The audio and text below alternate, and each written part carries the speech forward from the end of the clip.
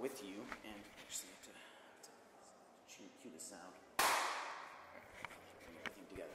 So we had a great talk with you, and it was very interesting. I wanted to ask a couple of questions, actually, just to start with. Well, of course, we're going through the Brexit negotiations at the moment. There's a hugely complex and challenging reorganisation of our institutional arrangements and our institutional arrangements with Europe going on. So there's a lot of complexity involved, there's a lot of emotional debate involved as well. But actually, if you look underneath that, I think across the British political spectrum, particularly the two big parties that won the vast majority of the vote in our election earlier last year, and there's a consensus that we need to hold two things together. And if we just fall into a false choice where we choose one of them or the other one, we will have a problem, and we've got to do both. And so the debate is all about how you do the two things together. And the two things are, on the one hand, we want to restore a measure of connection between the big government decisions about the economy and so on, some of which have been made in Brussels, especially on trade and migration, and restore the connection to the British people and to British democracy and to our political institutions, so that the British people feel that their identity is still being reflected in the decision-making processes. And so the slogan of the Brexit campaign was "Take Back Control," which is actually what resonated, and it's become a sort of mandate for the British government in negotiating Brexit in response to that democratic choice. But on the other hand, we remain equally committed to Britain being an extremely open and extremely international country. So this is not going to be about throwing up walls and hiding ourselves away from the rest of the world, because it's completely clear, and the more everyone looks at this, our national interests and our national success always has been built on openness. Economic openness, we're one of the countries in the world that trades the most, that invests the most, that receives the most investment in Europe by a long way, and that's been very successful. We've got a record levels of employment ever. Our unemployment levels are half of the French unemployment levels. And also intellectually open and culturally open and socially open. That's why we lead the world in creative industries and in universities and Nobel Prizes. We want to keep doing that. That's the basis of our national success. So that is, I think, what you can say underneath the churn of Brexit, the fundamental challenge that Britain is grappling with. In an age of globalisation, how do you retain some rootedness and some connection to your political institutions, but also remain open to take advantage of the amazing things that technology and global economic change can offer? And I think that will remain true whichever government's in power. We're trying to put those two things together. The precise institutional architecture might get shifted left and right with different parties in power, but that's the fundamental characterization. You mentioned in your talk, and this actually was very interesting to me. It made me think. You said we need to look for relationships, or to forge relationships. I'm not quite getting the exact quote, but it was basically you're saying that we need to look to forge relationships, also with Europe, but then outside of Europe. Can you discuss what those kind of relationships would be, especially when we look at the Middle East region? Yeah, I think the first thing people think of is trade relations and investor relationships,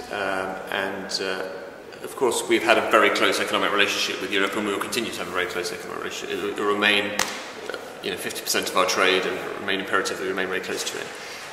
But one of the opportunities that Brexit offers is the ability to deepen our economic relationship with other countries.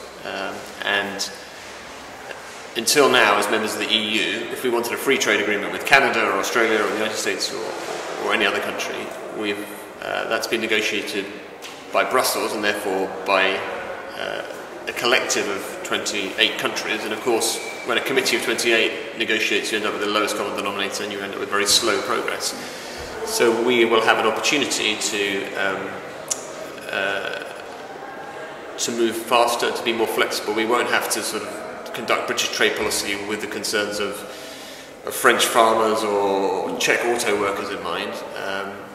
And so when it comes to Egypt, as an example, there's going to be a two-phase process. The first phase is going to be to make sure we retain, at least on the day that the UK is no longer in the EU, that we retain the arrangements that allow already for tariff-free exchange in agricultural and industrial goods.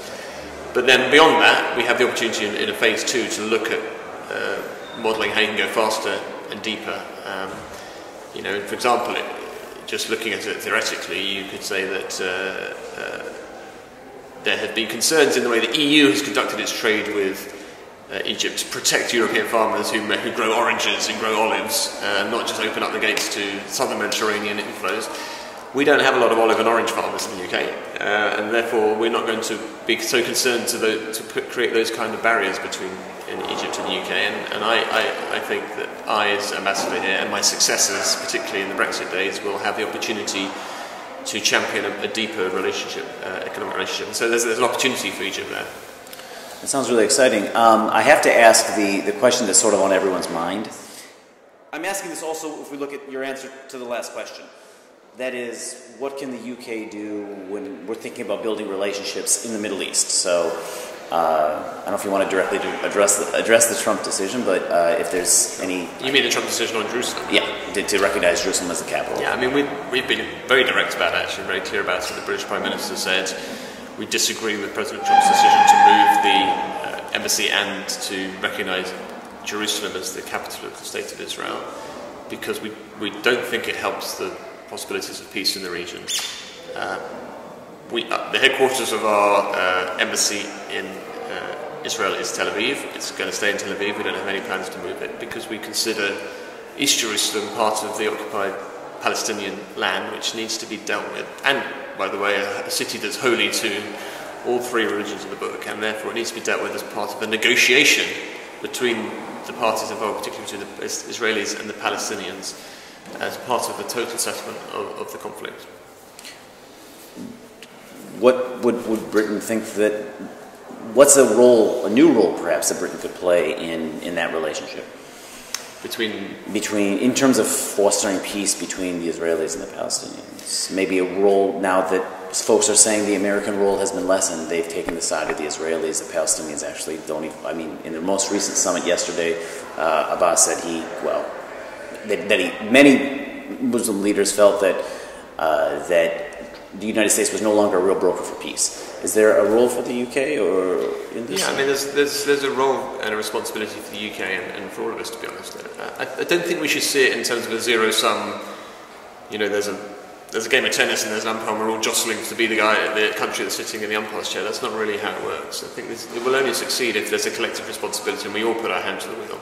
You know, we won't be able to resolve this without an important American role, but also we can't just leave it to the United States. You know, it has to be collective, and you know, that's why the Arab Peace Initiative has always been very important, because the collective Arab role is important, and the European role is important, and Britain is extremely engaged in the issue, including in providing a lot of support to building up the institutions and the raw material of a Palestinian state. So, you know, of all the European countries, Britain is probably the most engaged in economic development assistance to the Palestinian institutions, in security systems, in making sure that as and when we get to the day where there is an agreement and there is a Palestinian state, it can be a state that succeeds and can flourish.